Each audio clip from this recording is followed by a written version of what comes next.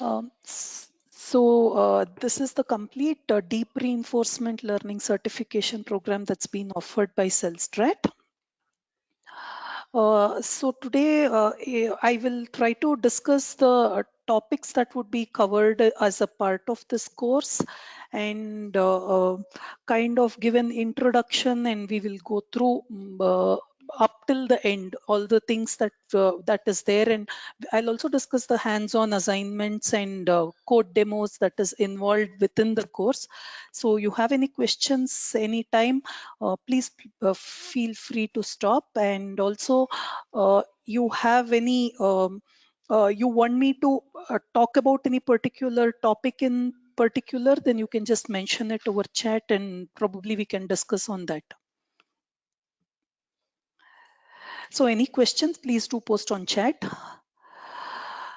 The prerequisites that would be required for this courses, you need to have intermediate experience with Python, and you should have some working knowledge of neural networks, basically construction of neural networks, some slight experience with CNNs. Sometimes you have to process images. Not all data will be in the form of the normal number data. You will have images at times, so some basic knowledge of CNNs and neural networks, the gradient descent algorithm, and the backward propagation, and all the basic stuff you need to be aware of. The entire courses, the code for the entire course is in PyTorch, and you should be aware of the basics of PyTorch. From Celstrite, we do have a PyTorch certification program wherein the basics have been very clearly explained, and also uh, you have a couple of simple projects which helps you understand the library. And yeah, build neural networks using PyTorch is another mandatory thing that is needed. Moving on to the table of contents, we start from the very beginning. So the problem that usually is faced by audiences, what happens is they do not have an introduction to how reinforcement learning is, and they have this mindset of having worked with supervised or unsupervised learning, and they try it is kind of slightly different, and you will have to kind of get out of that mindset and move to a different topic. So catering to that kind of catering to that you are just really new to reinforcement learning, it starts from the way explain how reinforcement learning is different from So, machine learning. Yeah. yeah, so may I ask a question here? So, given the fact that we require MLDL knowledge, working knowledge for this course, but the problem is MLDL will also bias our mind towards supervised versus unsupervised. So, is Correct. it a disadvantage in knowing MLDL in coming into this course, or No, no, no. It is good that you know that, but then you should probably be with an open mind that it is slightly different, and it definitely takes multiple attempts. So no one gets this at the first attempt. So you will have to keep an open mind. You'll have to go through it multiple times. We are trying to help by writing blogs with Celstrat, simple blogs which will help you understand the concept. But yes, MLDL knowledge is required because the first 5 modules over here is talks about reinforcement learning. But when you go from 6 onwards, all of them are built using neural networks. So a knowledge of neural networks is important. The first 5 modules, you learn about the theory of reinforcement learning, and it's just that you knowledge of ML and DL is definitely going to help. Just keep an open mind towards that. It is going to be slightly different from your kind of. I would rather put it like it is. You'll have to do some kind of out of the box thinking. So that is really going to help. Moving on to the second topic, which is Markov decision process. It explains about how you can create an environment. So you would have come across the statement that any real-time problem that you have can be solved using RL. So the second chapter mainly focuses on that. if you can frame your environment as an MDP, then you will be able to use any of the algorithms below to tackle that real world problem. So it discusses framing a real-time problem as an MDP. It explains about the basics, the rewards that you have, and Bellman's expectation equation, and how exactly can you arrive at optimal policy and stuff over there. Dynamic programming is it is the most primitive approach to RL. It has its own set of drawbacks, but then it helps you get a very strong understanding of how you can apply algorithms to RL, and in the later on modules it will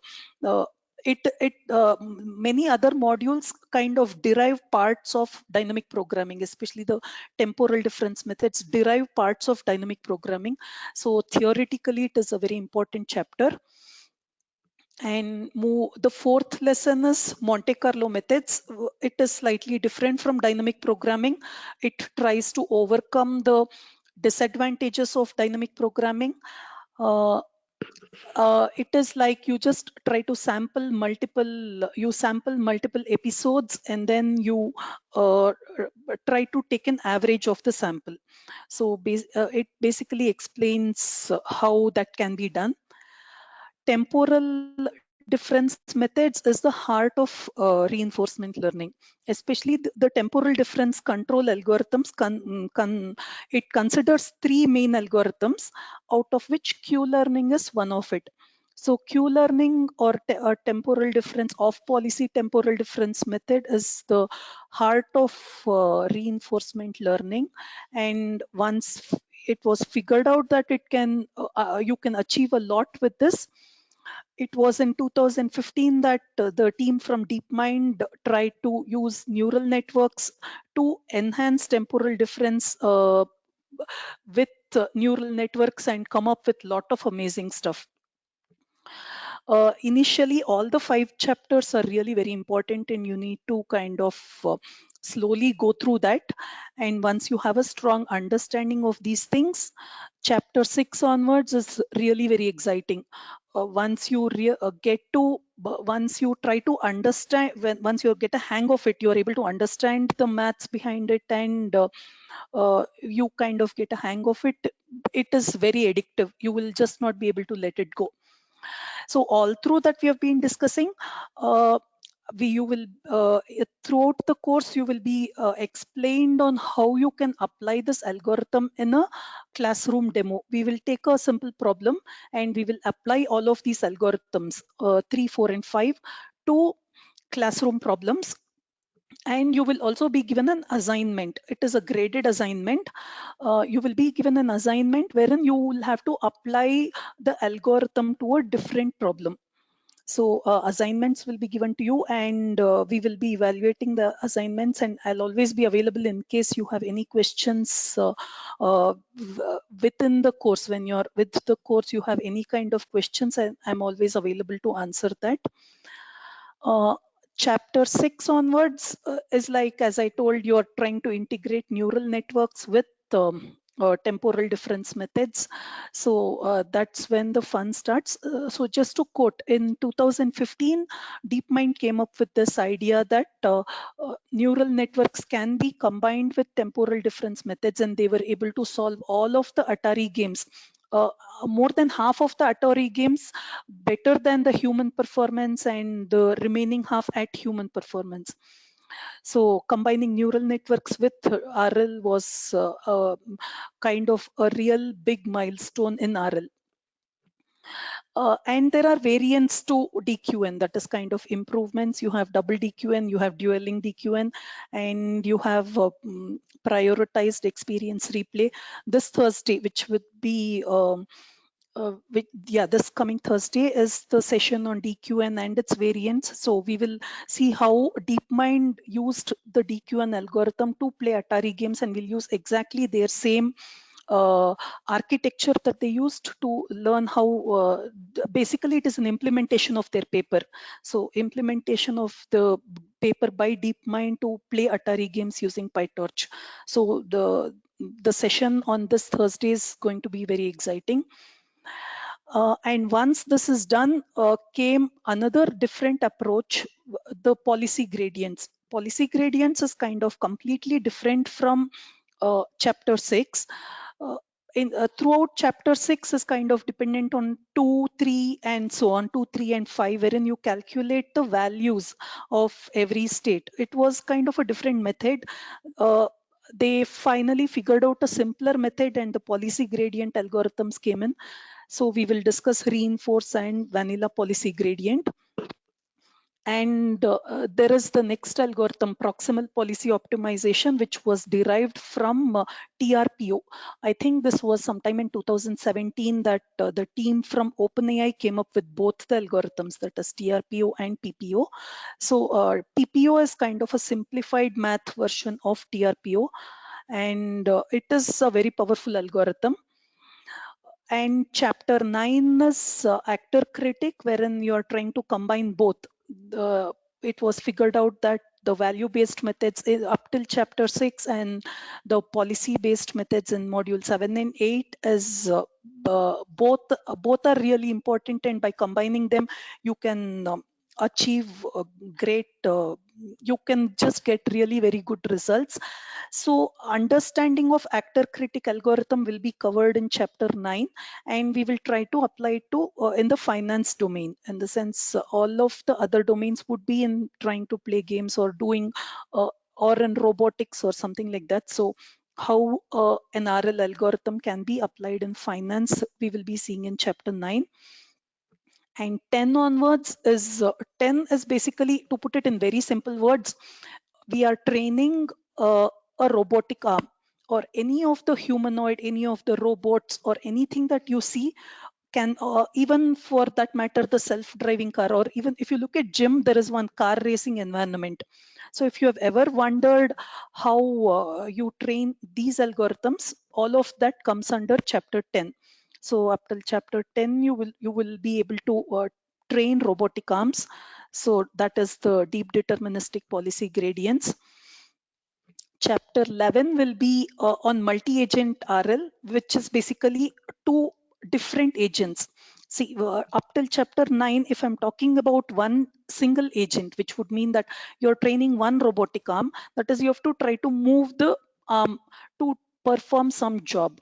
But whereas when you move to 11, you have two players, player 1 and player 2, and both of them have to coordinate with each other, or they could be in competitive mode, they're trying to win against each other. Or you can also have two different robotic arms trying to lift a heavy parcel. So now these two robotic arms need to work in coordination with each other. So how multiple agents work together, either in coordination or in competition, is what we will see in chapter 11. And the last chapter 12 is every one of you would have heard how DeepMind came up with the algorithm to beat the world's greatest player in the game of Go. So the algorithm that they used for was AlphaZero with Monte Carlo tree search. So we will also understand what was the algorithm used to defeat the world's best player in the game of Go. So just a heads up, Go is a more complex game than chess. In chess, if you can, recently I saw this article on LinkedIn.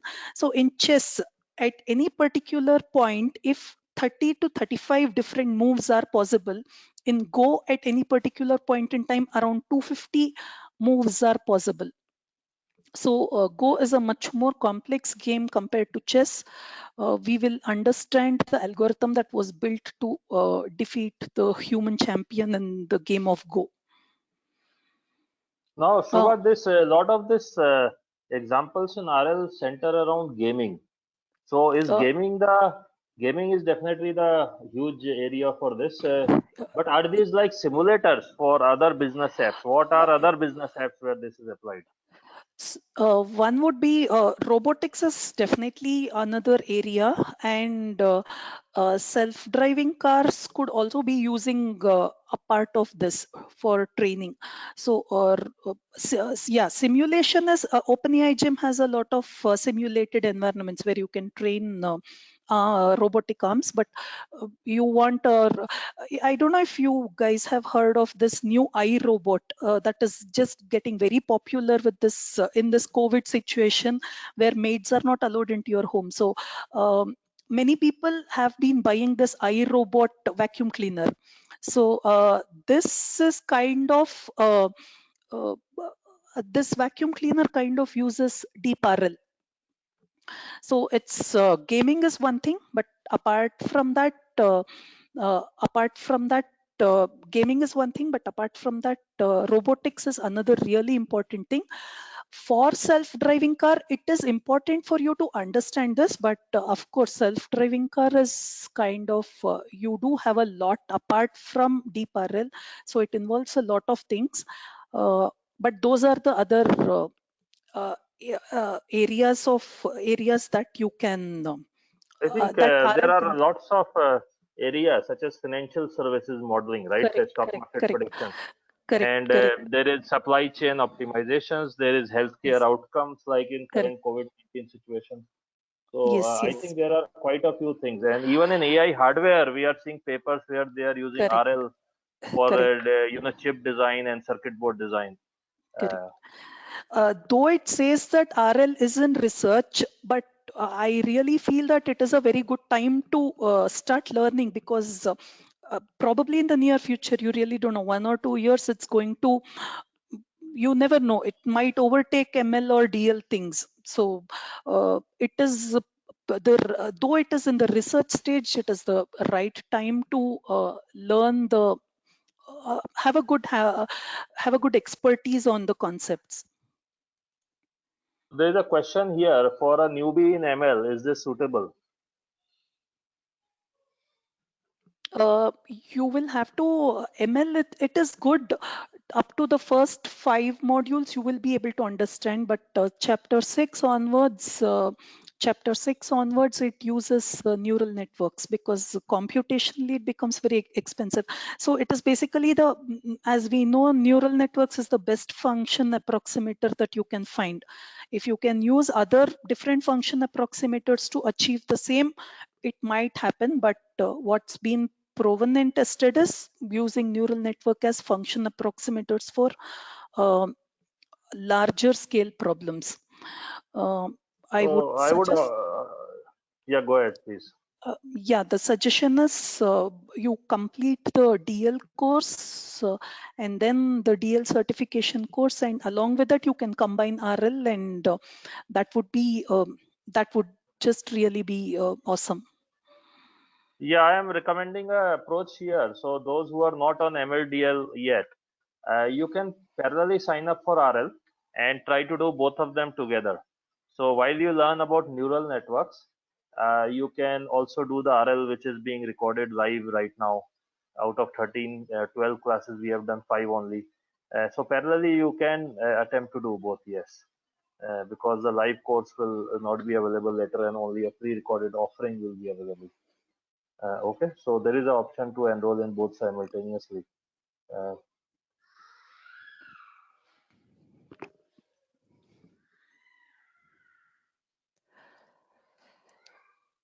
So, anything else? Any other questions that you have with either RL or what will be covered?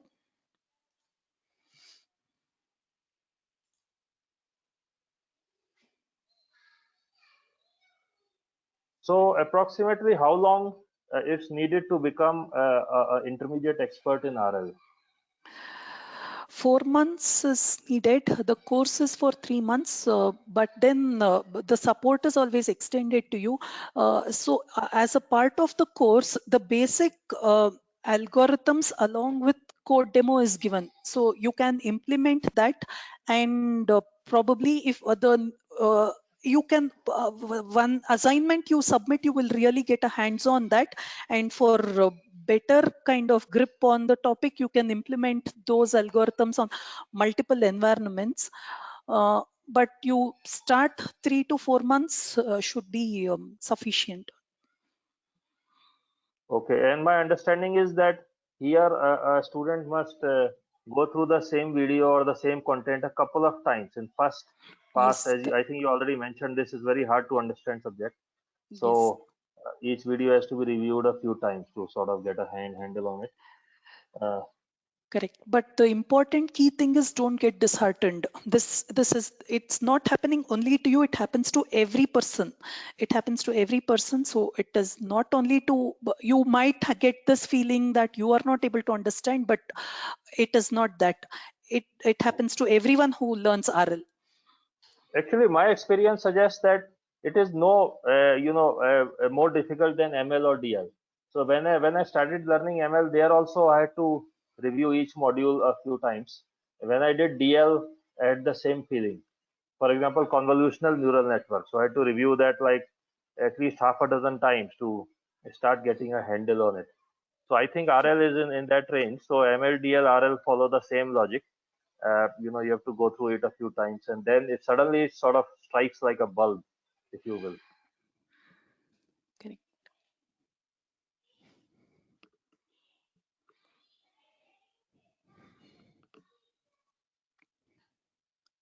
So maybe we can go to the introduce basic initial RL. What is RL? The definition. I think next few slides, if you will. Yes. So this is what you might have seen when you are uh, when you just turn RL or something. So the on the right, what you see, uh, the game has been trained using the DQN algorithm. We will, in fact, this Thursday's session, once we discuss the DQN algorithm, you will be able to play this game and just achieve the exact accuracy as what you see in this screen on the right. So the Thursday session on DQN, this is trained on DQN. And this was the algorithm that DeepMind came up with, where they were able to achieve surpass human level performance in Atari games. This is the famous Atari game of Breakout. Also, you might have heard of this as DX Ball or whatever, but then yes. So it takes in images as input. Every screenshot is taken in as an image that goes in as the input to your neural network, and it has to train to tell out the action that it is supposed to take. So either it has to move left, right, and so on. So you will be able to write a program wherein you can play that game. And on the left, what you see is the humanoid learning how to walk. So this is a trained humanoid that is able to walk very fast.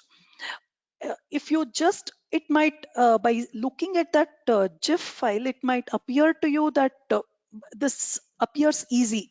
But just imagine, there are multiple joints that the humanoid has on his leg. There are probably 2 or 3 joints that are available. And when it is learning how to walk, the angle or the velocity that has to be applied to those joints, just give me a minute, sir.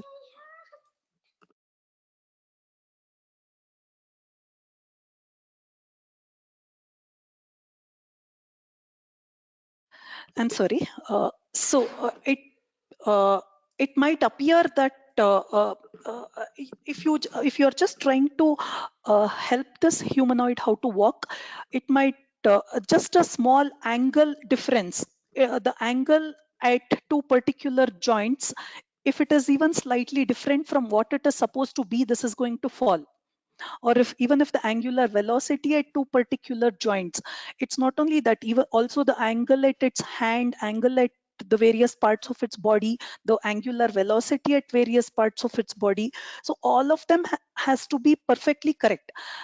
And the thing is, it has to learn how to walk from the scratch. No one has taught it how to walk. So the way it learns is, it falls multiple times, and then it learns what is the correct move, what is the wrong move, and then that's how it just kind of learns. So once you finish chapter 10, that is the deep deterministic policy gradient algorithm, you will be able to train this humanoid to learn how to walk. uh, all of us are kind of familiar that machine learning has 3 main branches: supervised learning, unsupervised learning, and reinforcement learning. And with supervised learning, we are kind of very confident. It has two parts, which is classification and regression. We would have done a lot of capstone projects on this. So classification would be just that you have three different classes of flowers and you're trying to classify it as A, B, and C. And regression is to predict a running number. So the common example is you're trying to predict the house price in a particular city. It is a running number. So when you're trying to do that, it comes under regression. You can use classic machine learning algorithms, or you can use your deep neural networks to perform these tasks. And unsupervised learning is just your cluster based learning.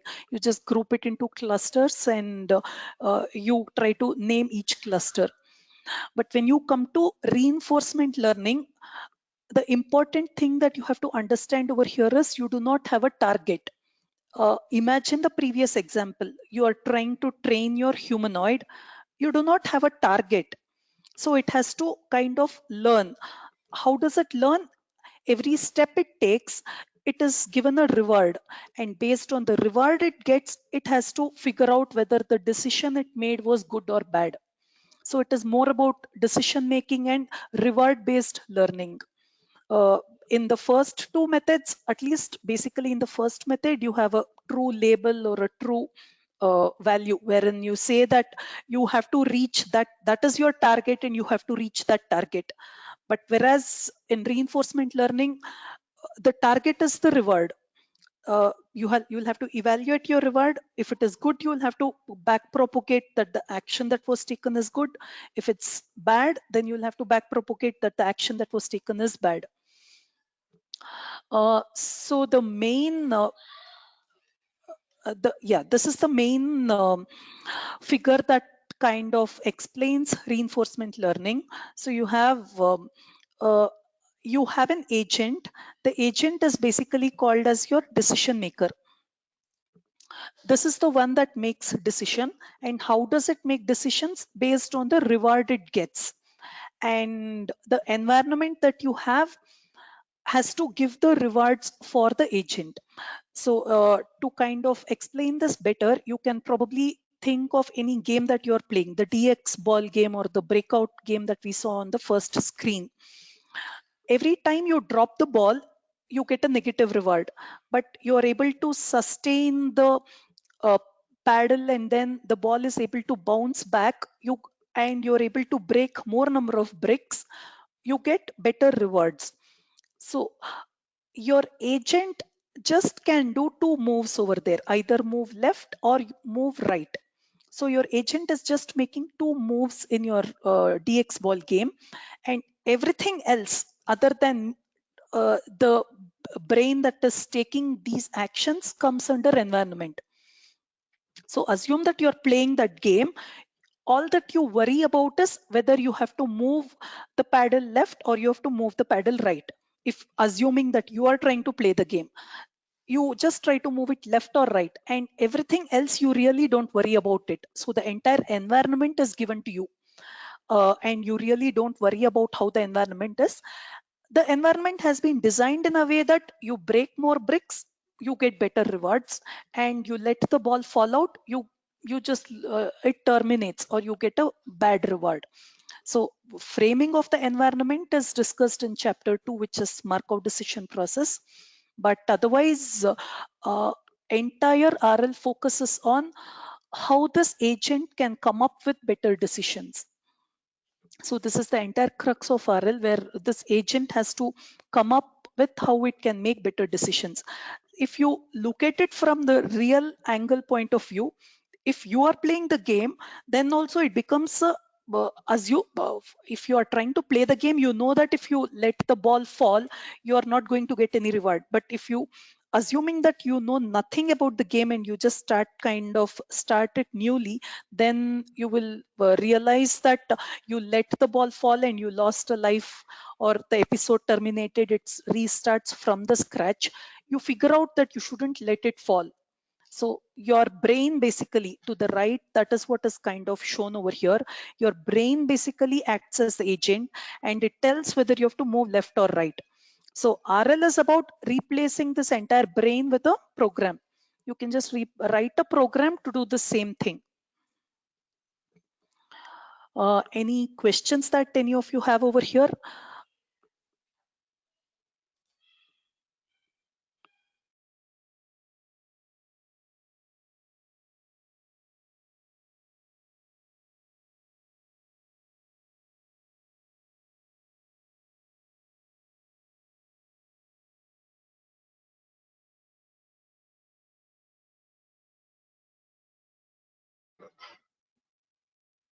There are different methods like value-based methods and policy-based methods. So we'll in depth you go through all of these things.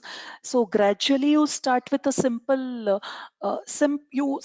simple problem like probably just a grid world or a frozen lake problem where on a grid from the start position you are supposed to move to the end position. You start with that and all the way you go till the last chapter where you understand the program that was built to defeat to play Go. So Go is kind of the most complex game ever that's been there. So we kind of discuss about the agent and the environment. As I told before, the agent is your decision maker and the environment is everything else. And we discuss what are rewards. So reward is basically a scalar number that is given out over here. The scalar number R, the value R that you see, the scalar number that's given out to the agent every time. And uh,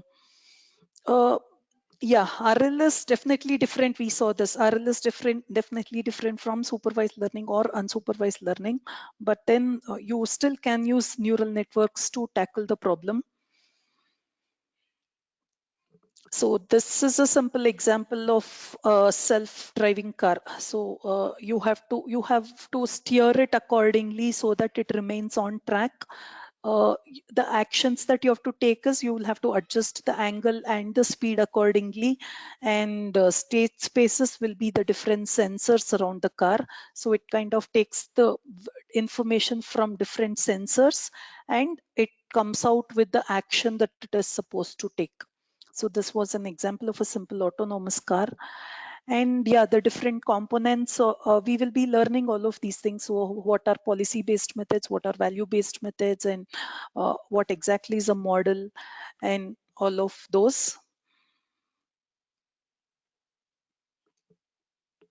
And regarding the maths part of it, you see such equations throughout the course and it gets more and more mathematical. But honestly speaking, there's really nothing to be scared of. It just looks scary. Uh, all that you need to be aware of from the maths point of view is you need to understand probability well. Probability and conditional probability are two things that you need to kind of have a good hands on. But uh, this is even if you don't understand probability, it's something like what is the probability of performing something and not performing something, or even in the general sense of term, if you have heard of probability, what is the probability that it's going to rain today, or what's the probability that COVID is going to end by June. So if you can understand mathematical concepts like this, then it would be helpful. And the other thing is you will have to understand how gradient descent is calculated. So you will have to kind of differentiate on your cost function or your cost function and understand what is a gradient descent algorithm and the differentiation part to understand how it is calculated. So if you are comfortable with these two topics, there is absolutely nothing to worry about. Though maths really looks scary with RL is basically that is what is the common thing that's told, that it is very math heavy. But then if you can understand these concepts, it is extremely interesting. So there is nothing to be scared of from the maths point of view, and each and every derivation we are going through very slowly in the classroom sessions. So you will be able to understand it. There are also multiple blogs supporting the sessions that we are taking, and all the blogs are available on the Selstrat website so that you have a clear understanding of the algorithms. If I would like to leave it open over here, if you have any questions or you want about RL or about the course you want, or you would want me to explain any particular topic, I can take that up. Maybe we can see some of the blogs, Shubha. Yeah.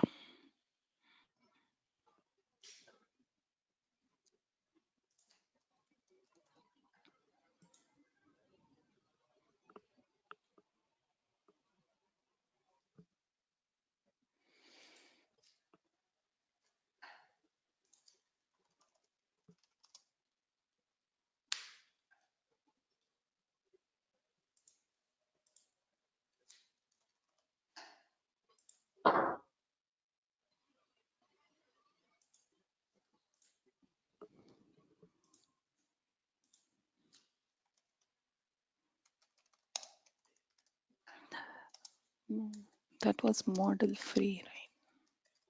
Yeah, they are sort of connected, so you can jump from one blog to another. Model free RL. It's called model free RL. Yeah. So this was the blog that I wrote recently. We had a session on the Saturday AI lab where we discussed the DDPG algorithm and also applied it to one of the gym environments, basically a robotic arm. So the entire thing has been written over here, and addition to DDPG, there is uh, so basically, this is how it usually goes in the classroom. We kind of discuss the loss function that is to be there, and you really don't have to get scared about this maths. It is explained in. I try to explain it as slowly as possible, and if you understand conditional probability, it should really not be that tough. It just looks scary. Uh, so the entire algorithm that was used for deep deterministic policy gradients came up again by DeepMind sometime. So they initially had deterministic policy gradient, then they came up with DDPG. So this entire DDPG is one algorithm that is used to train robotic arms or humanoids or any such kind of thing, or even self-driving car for that matter. So we have a detailed blog which explains the algorithm, and most of the sessions will have this kind of algorithm wherein I go line by line to explain so that you understand this algorithm, and the same thing will be implemented in code walkthrough so that you get an understanding of how this is written in Python and PyTorch. So once we discuss the concept of the algorithm, calculations, the different calculations that has to happen, and the entire algorithm, in the step-by-step approach, we take a look at the hands-on thing wherein you really implement this algorithm on a particular problem.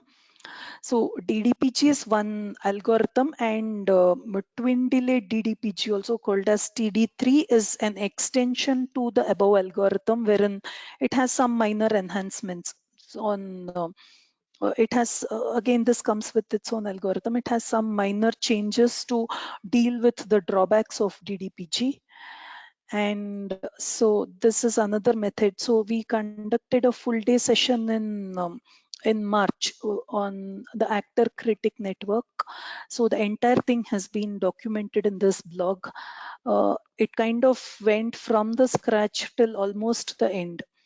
So Vivek documented this entire thing for actor critic algorithm. So this was again a full day hands-on workshop. Um, Vivek, you would want to take up this question. What's the time in which classes are conducted? Yeah, so this course is being live or recorded right now. So live classes are going on. Out of 12 classes, 5 have already happened, and 7 classes are left. The next 6 live classes on Thursday. If you want to join now, you can join this course, and you can attend the remaining 7 live classes. The first 5 you will be provided with pre-recorded video on our learning management system, and you will get all the code demos and the access to the video classes, and the upcoming classes you can attend live. The next live class is this Thursday, which is the 6th module out of 12, and that will be on the DeepQ networks. So that's how it goes. This course costs 10,000 rupees plus taxes, and it is probably a very extensive course you can find anywhere on RL, and very, very intricately prepared and presented by Shubha. So I hope that the classes are normally at 4 p.m. on a weekday. So like this Thursday we have a 4 p.m. class. Then following Wednesday next week we will have a 4 p.m. class. But you will always get the recording if you can attend live class late. If you were to miss the live class, you can always get the recording on our LMS system. And all the classes are accompanied by hands-on code demos and coding assignments which will be sent to you, and you have to submit the response to the assignment, and they will be grading your assignment and give you a grade of A, B, or C. Okay. Any other questions?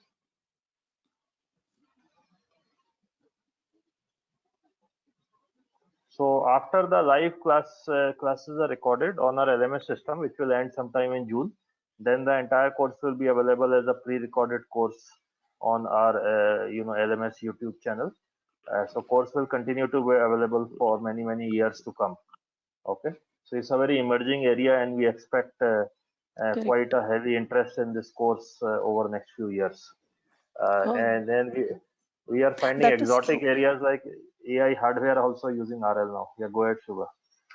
Yeah, what to iterate on that point, it is extremely emerging. So, though not in India, at least abroad, it's like a lot of research is happening in RL, and probably in the upcoming years, it's going to be it is going to kind of rule the world. So this was this session that was conducted in the lab was to predict the stock prices, and we used actor critic method to for this. This was kind of to understand how RL can be applied to real life situations, and yeah, there are a lot of blogs that are available. I've just opened 3 of them, but then there are a set of blogs that are available where we have put in the effort to write it so that it's easy to understand. So you can use this as a reference to while you are on the course to kind of a reading reference, as well as the videos that are given to you along with the code demo and with the assignments. I feel that the entire package should be able to help turn you into an RL expert.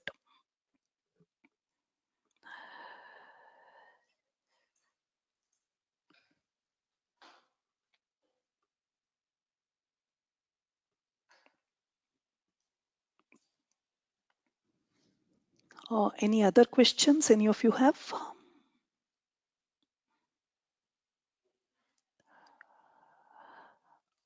I try to give an intro to RL, but in case you're having any other topic on mind that you would want me to discuss from the table of contents, I would be happy to do that. So it is extremely exhaustive. That is one point that I have to mention, because it starts all the way from the scratch and goes up till the most advanced algorithm that's available.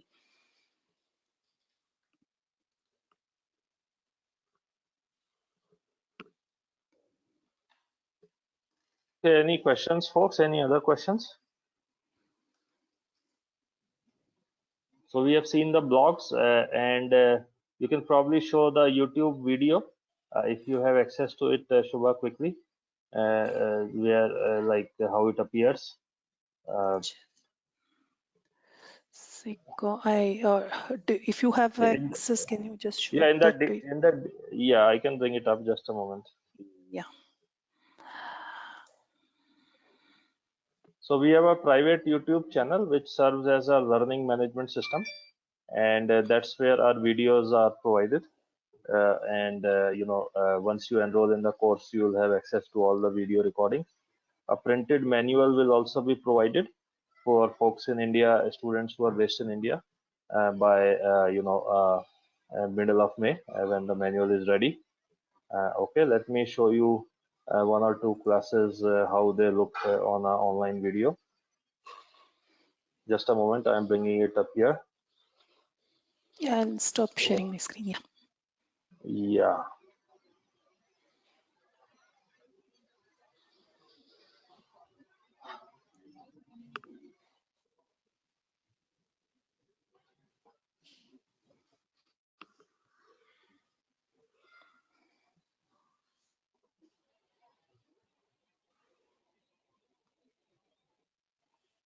Yeah. Just a moment, my video started.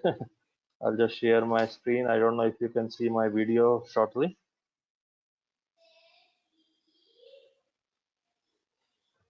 So now you can probably see my screen, and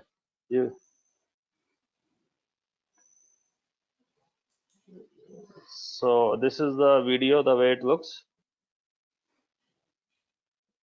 So I'm just quick forwarding it.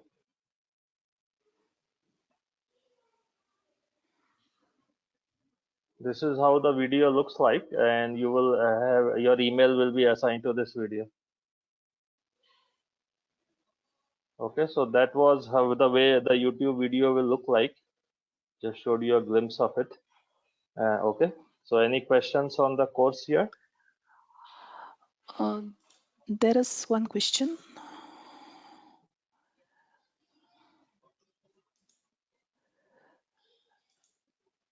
So you need to have an understanding of calculus, in the sense the maths that you use for gradient descent.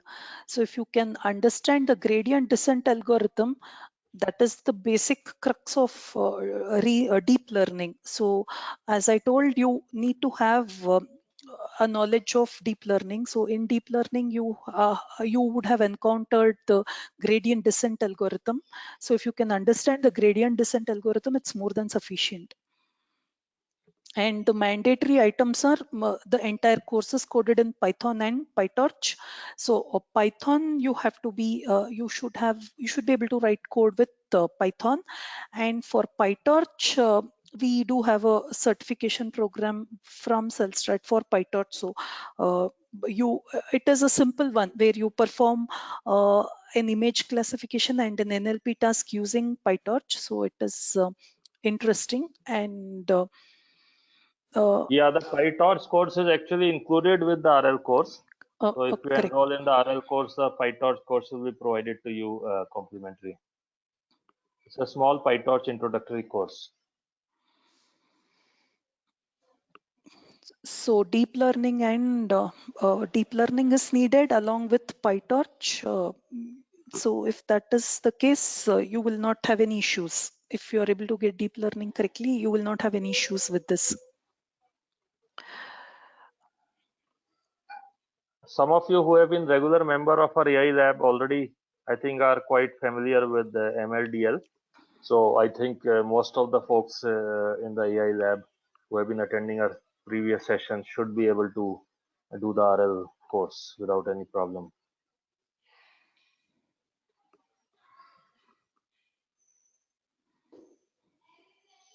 Okay, so any other questions, folks? We discussed the hands-on assignments, the table of content, the blogs, the supporting blogs on Celstrat site, which help student or audience gain understanding of each module. We'll be providing a printed manual. Each module has a hands-on assignment, and the code demo, which Shobha shows on the call, will be emailed to you. And then you'll have to submit the assignment, and then we'll be grading it and give you a grade of ABC. So it's a very extensive course. By an end of it, in about 3 to 4 months, you will have a very strong fundamental understanding of RL and its various algos. And it does go to fairly advanced algos as well, as you can see in the table of contents. And you become part of our RL research group as well if you enroll in this course. Any final questions for today?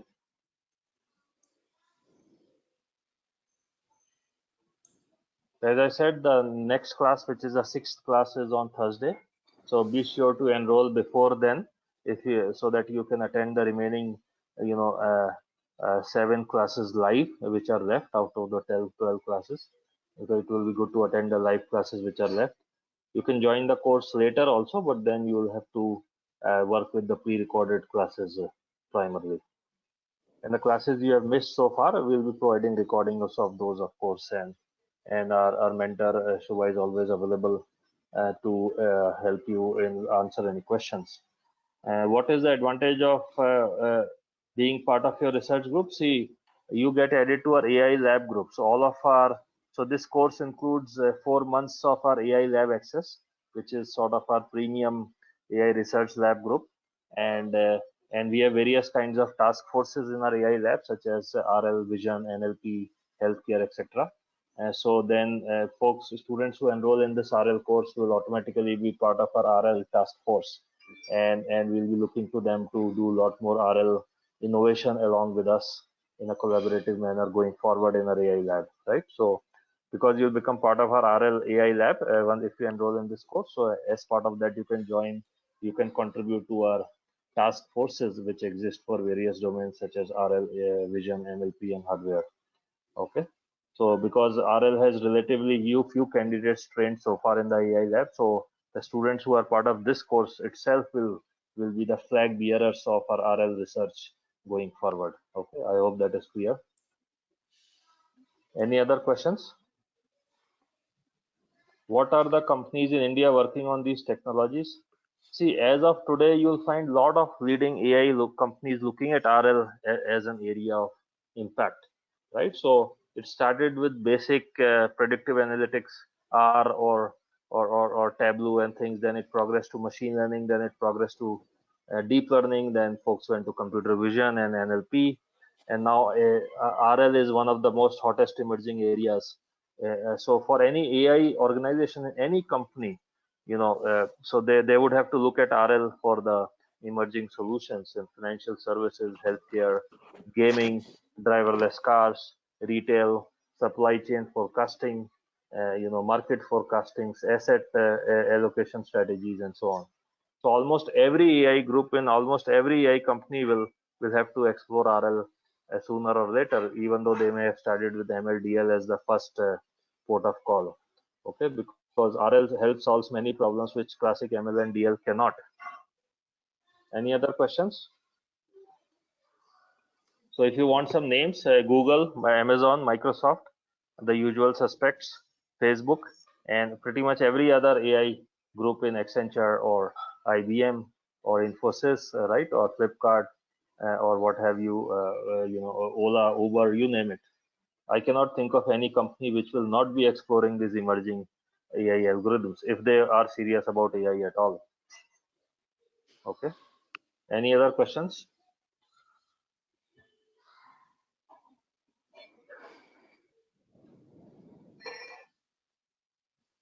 So I guess it's on top of the hour.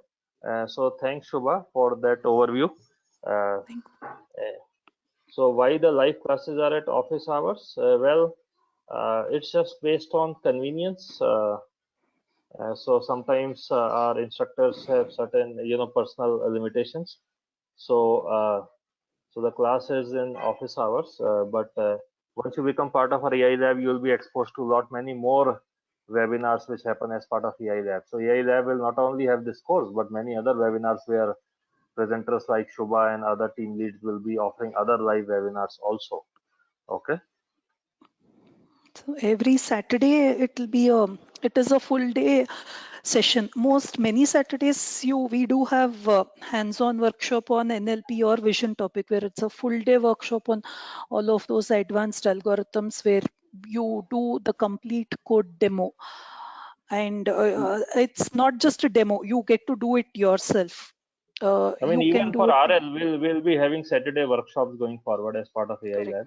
correct. So RL will also have lots of Saturday sessions. So it's not like it will only have the live class on a weekday in office hours. So RL will have, after hours webinars also going forward as part of AI Lab membership. Also Saturday workshops and seminars. So there's a multi-dimensional learning. It's not just the course itself. Any other questions, folks?